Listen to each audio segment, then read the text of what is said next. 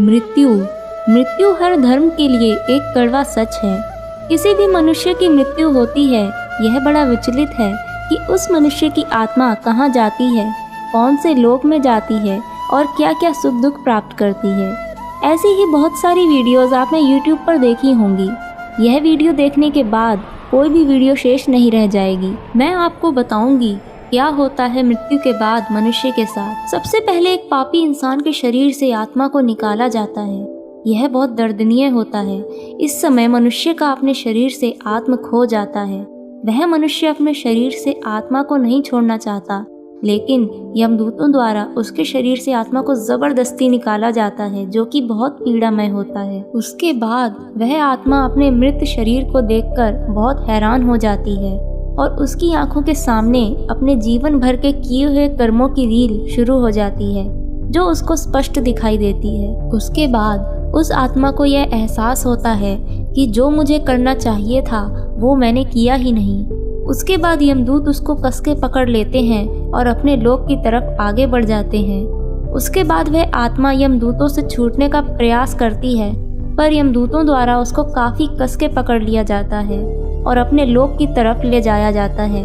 इसके विपरीत जो भी मनुष्य सद्भक्ति करता है और अच्छे कर्म करता है, उसके लिए एक घुड़सवार आता है और उसकी सवारी आती है, जिस पे वह बैठकर अपने लोक की तरफ आगे बढ़ता है, जिसको शरीर छोड़ते समय ना तो कोई पीड़ा होती है और ना ही कोई दर्द होता है। इस अवस्था में मनुष्य बहुत ही आसानी से बिना किसी कष्ट के शरीर छोड़ देता है। अपने लोक की ओर जाते हुए वहाँ उसके स्वागत में फूल भी बिछे होते हैं और वह आत्मा जब आगे बढ़ती है तो एक बहुत बड़ा स्वर्ण मुद्रक दरवाजा होता है, जिसको देखकर वह आत्मा बहुत खुश हो जाती है। और इसके विपरीत उस दुष्ट आत्मा को धर्मराज के सामने पेश किया जाता है। चाहे वह किसी भी धर्म से हो, उसके पाप और पुण्यों का हिसाब होता है। इसके बाद उस दुष्ट आत्मा को एक ऐसे रास्ते से ले जाया जाता है जहाँ पर निरंतर आग जलती रहती है।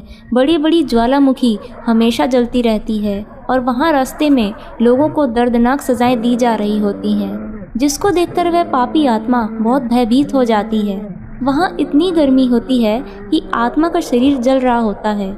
यह सब देखकर वह आत्मा पीछे की ओर भागती है, पर यमदूतों द्वारा उसको भालों से मारा जाता है और आगे की ओर बढ़ाया जाता है।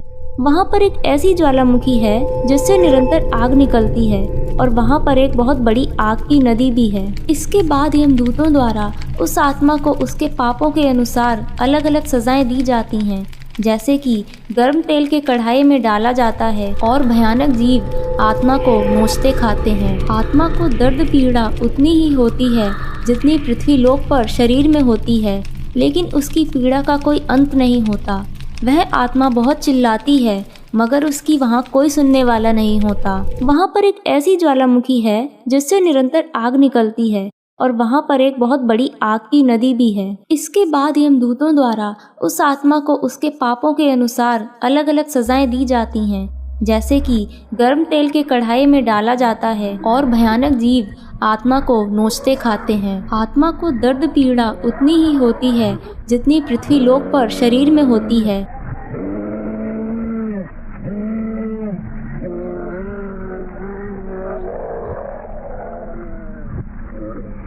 और इसके विपरीत एक अच्छी आत्मा एक ऐसे रास्ते से जाती है जो फूलों से बना हुआ होता है और जहाँ एक बहुत भव्य दरवाजा होता है, और इसके बाद वहाँ उसको अपने परमात्मा के दर्शन होते हैं और वह आत्मा वहीं पर पृथ्वी लोक पर किए हुए कर्मों और रिश्तों संबंधों को भूल जाती है और अपने परमात्मा की ओर बढ़ जाती है और अपने परमात्मा में खो जाती है। इसके बाद वह आत्मा अपने निज स्थान पर पहुंच जाती है और अपने बड़े बड़े महलों को देखकर बहुत आनंद मनाती है।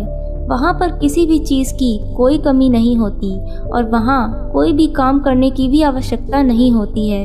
वहाँ पर दूध की नदियाँ हमेशा बहती रहती हैं और वहाँ पर ऐसे पेड़ होते हैं जिसमें से फल तोड़ने पर तुरंत दूसरा फल आ जाता है। वहाँ किसी चीज़ की कोई कमी नहीं है। वहाँ पर ऐसा भोजन प्राप्त होता है जो किसी भी लोक में प्राप्त होना संभव नहीं। और वहाँ एक ऐसा वृक्ष भी है जो कि एक ऐसी एनर्जी देता है जो कि बहुत भव्य होती है। इसका नाम अक्षय वृक्ष होता है। इसके विपरीत वह दुष्ट आत्मा सभी पापों को भोग कर धर्मराज के पास जा रही होती है और इसी बीच अच्छी आत्माएं साइड में खाना खा रही होती हैं। वह दुष्ट आत्मा भूखी प्यासी होती है लेकिन उसको कुछ भी प्राप्त नहीं होता है और यमराज द्वारा उसके किए हुए कर्मों के आधार पर उसको पृथ्वी लोक पर 84 लाख योनियों में भेज दिया जाता है। धन्यवाद दोस्तों, आपने इस वीडियो को पूरा देखा। अगर आप आध्यात्मिक विचार रखते हैं तो कमेंट में हमें ज़रूर बताइएगा और ऐसी जानकारी के लिए हमारे चैनल देसी जानकारी को सब्सक्राइब करें। इस वीडियो को फेसबुक व्हाट्सएप पर शेयर करें। मिलते हैं अगली वीडियो में।